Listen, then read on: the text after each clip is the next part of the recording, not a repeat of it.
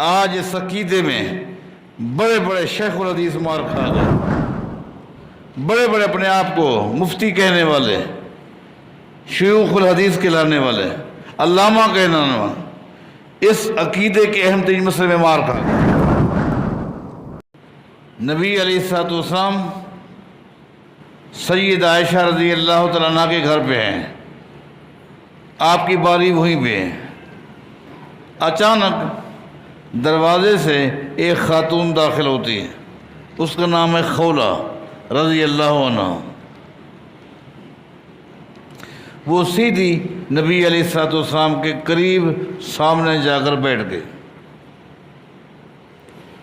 سید عائشہ فرماتی ہیں رضی اللہ عنہ،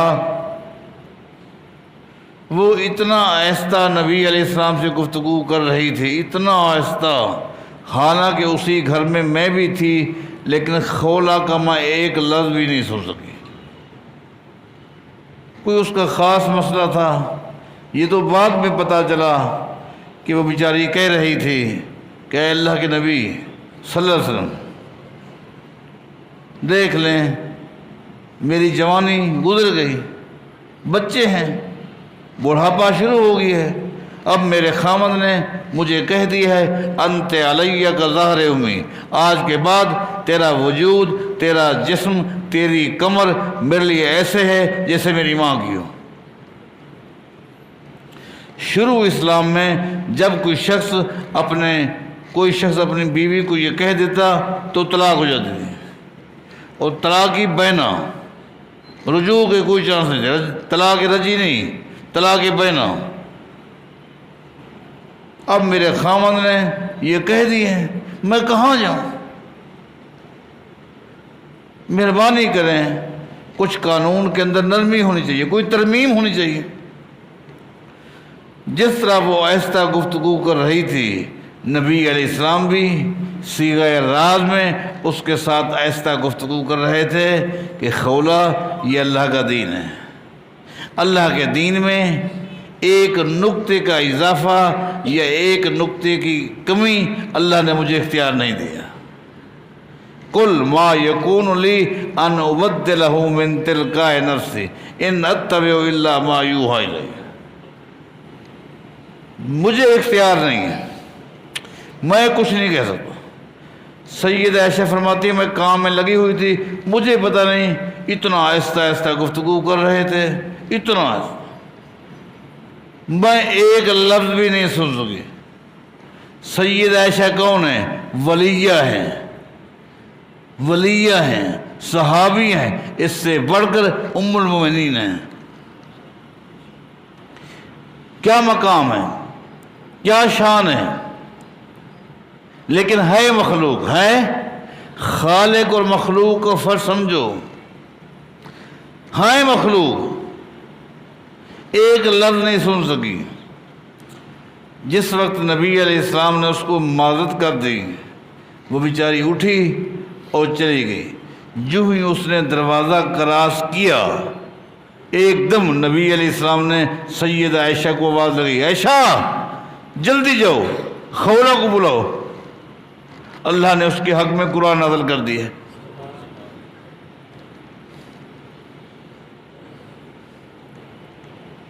اور اللہ نے کیا کہا؟ کیا کہا؟ یہ اللہ کی شان دیکھو، کیا کہا؟ قد سمع اللہ قول التی تجادلک فی زوجہا وتشتکی الی اللہ واللہ یسمع تحاورکما۔ اللہ فرماتا ہے اے میرے پیغمبر صلی اللہ علیہ وسلم، جو عورت اپنے خامند کے متعلق آپ سے گفتگو کر رہی تھی، میں تم دونوں کی گفتگو کو سن رہا تھا۔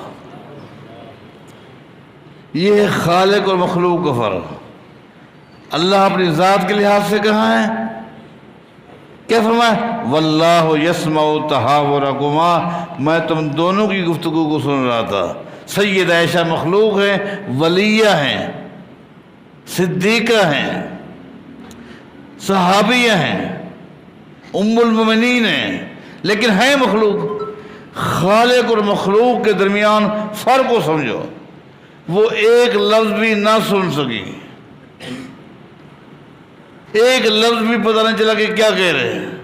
اللہ فرماتے واللہ یسمع تحاورکما، میں تم دونوں کی گفتگو کو سن رہا تھا، اور اللہ تعالیٰ نے خولہ پر ایسا ترس کیا کہ قیامت تک کے لیے قانون کو تبدیل کر دیا کہ آج کے بعد اگر کوئی شخص جذباتی ہو کر اپنی بیوی کے لیے یہ جملے استعمال کرے گا اس سے طلاق واقع نہیں ہوگی۔ ہاں البتہ اس کا یہ جملہ صحیح نہیں ہے، اس کے لیے سزا ہے۔ سزا یہ ہے کہ 2 مہینے کے روزے رکھے، یا نہیں رکھ سکتا تو 60 مسکین کو کھانا کھلائے، لیکن طلاق نہیں ہوگی۔ قانون کو بدل دیا۔ یہ خالق ہے۔ خالق اور مخلوق کے درمیان فرق کو سمجھو۔ اگر یہ اللہ کی ذات کے بارے کہو گے وہ ذات کے لحاظ سے ہر جگہ پر ہے، تم نے توہین بھی کی، اللہ کی صفت کو سمجھے بھی نہیں۔ صفت کمال تو نہ ہوئی، یہ کون سی صفت کمال ہے؟ اس کو تو آپ نے سمجھا نہیں، اللہ کے مقام کو تو آپ نے کم کر دیا، یہ کہہ کر کہ وہ ذات کے لحاظ سے ہر جگہ ہے۔ یہ تو توہین ہے۔ ہر جگہ میں کوئی جگہ بچتی ہے؟ جب کہو گے اللہ تعالیٰ ذات کے لحاظ سے ہر جگہ ہے، کیا ہے؟ کوئی جگہ بچے گی؟ ہر جگہ زمین پر ہر جگہ پر آپ گنتی میں نہیں، کہیں کچرے کے ڈھیر ہیں، کہیں گند خانہ ہے، کہیں برائی کے اڈے ہیں، شراب کے اڈے ہیں، زنا کے اڈے ہیں۔ کیا اللہ کی ذات وہاں ہے؟ یہ تم اللہ کا احترام کر رہے ہو، یہ اللہ کی عزت کر رہے ہو؟ نہیں۔ الرحمن علی العرش استویٰ، مخلوق سے وہ جدا ہے، مخلوق سے جدا ہے۔ ہاں اس کی ہر صفت جو ہے وہ صفت کمال ہے، صفت کمال ہے۔ اور یہ دین اسلام کا اتنا اہم مسئلہ ہے، اتنا اہم مسئلہ ہے کہ آپ دیکھیں ایک صحابی نبی علیہ السلام کے پاس آتا ہے اور آ کر عرض کرتا ہے کہ اے اللہ کے رسول صلی اللہ علیہ وسلم، میں نے ایک غلام یا ایک لونڈی آزاد کرنی ہے، اور اتفاق ہے میرے پاس بھی لونڈی ہے، کیونکہ میں ایک ایسے غلام کو، ایسی لونڈی کو آزاد کرنا چاہتا ہوں جو مومن ہو، جو مومن ہو، جس کے پاس ایمان ہو، اور کسی کا وہ غلام ہے، میں اس کو آزاد کرنا چاہتا ہوں۔ اسلام نے بھی ترغیب دلائی ہے ایسے غلام کو، ایسی لونڈی کو آزاد کرنے کا جو مومن ہو، ایمان لا چکا ہوں۔ اب اس نے کہا کہ اے اللہ کے رسول صلی اللہ علیہ وسلم، میرے پاس ایک لونڈی ہے، لیکن مجھے اس کے ایمان کا پتہ نہیں لگ رہا کہ وہ مومنہ ہے یا نہیں۔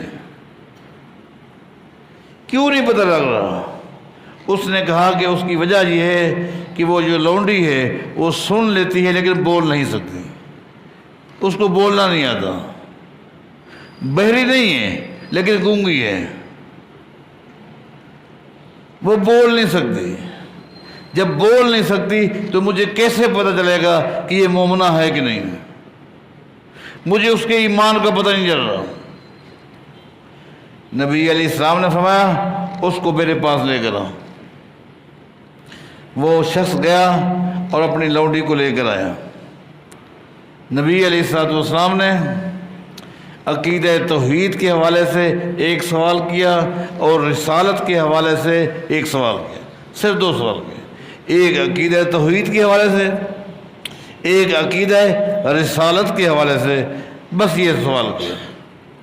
نبی علیہ السلام چونکہ وہ سن تو لیتی تھی، بول ہی سکتی ہیں، نبی علیہ السلام نے اس سے پوچھا این اللہ، اللہ کہاں ہے؟ عقیدہ توحید کا یہ سوال کیا ایک۔ اب آپ اس سوال کی، اس عقیدے کی اہمیت کا اندازہ لگائیں۔ نبی علیہ السلام ہے کہ این اللہ، اللہ کہاں ہے؟ حدیث میں آتا ہے فاشارت الی السماء، اس نے آسمان کی طرف اشارہ کیا۔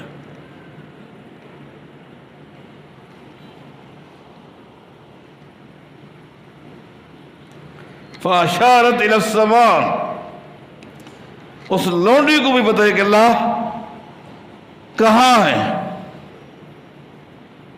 آج اس عقیدے میں بڑے بڑے شیخ الحدیث مار کھا گئے، میں بتاؤں گا کچھ باتیں ہوں گی انشاءاللہ۔ بڑے بڑے اپنے آپ کو مفتی کہنے والے، شیوخ الحدیث کہلانے والے، علامہ کہلانے والے، اس عقیدے کے اہم ترین مسئلے میں مار کھا گئے، پتہ ہی نہیں۔ نبی علیہ السلام نے اس لونڈی سے پوچھا این اللہ، اللہ کہاں ہے؟ فاشارت الی السماء، اس نے آسمان کی طرف اشارہ کیا۔ دوسرا سوال نبی علیہ السلام نے کیا من انا، میں کون ہوں؟ من انا، میں کون ہوں؟ اس نے پہلے نبی صلی اللہ علیہ وسلم اشارہ کیا، پھر آسمان کی طرف کہ انت رسول اللہ، آپ اللہ کے رسول۔